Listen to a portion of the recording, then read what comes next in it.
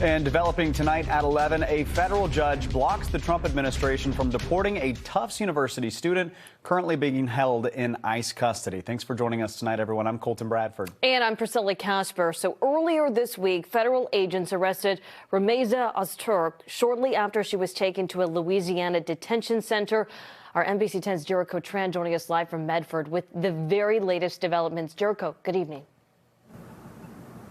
Good evening, Priscilla and Colton. This comes after days of rallies from students here at Tufts University, as well as concerned residents. It also comes after the entire Massachusetts congressional delegation demanded answers from the Trump administration. We are finally hearing from a federal judge who is trying to block the deportation of Rumeysa Ozturk. It's been 3 days since federal agents seized Rumeysa Ozturk from the streets of Somerville without warning. Today, federal judge Denise Casper issued an order blocking the government from deporting Ozturk. She has not been charged with any crime. Her detention does not have any legitimate basis. The ACLU joined Ozturk's attorney in filing a lawsuit to free her. The student's attorney saying the judge's order is a step in the right direction and calls for Rumeysa's release, saying Rumeysa's experience is shocking, cruel, and unconstitutional. Criticizing U.S. foreign policy and human rights violations is neither illegal nor grounds for detention. For nearly 24 hours, we could not locate her.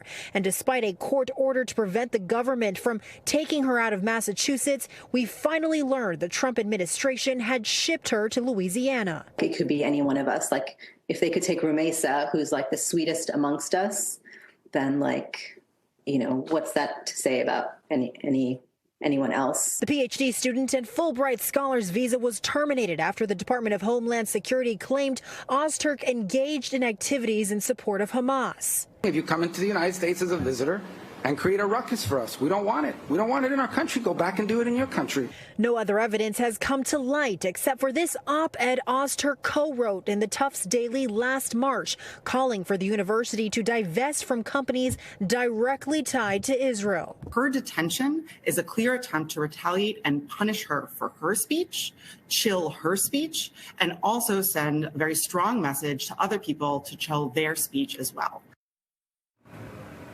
And that federal judge has given the government until the end of day Tuesday to respond to the students' lawyers' arguments that the case should remain under the jurisdiction of the federal courts here in Massachusetts, because this is where it all began. In Medford, Jericho Tran, NBC 10 Boston. Jericho, thank you. And be sure to stay with us for continuing coverage as this story continues to develop. And remember, you can get all of the latest updates on our free news app or by heading to our website, NBC10Boston.com.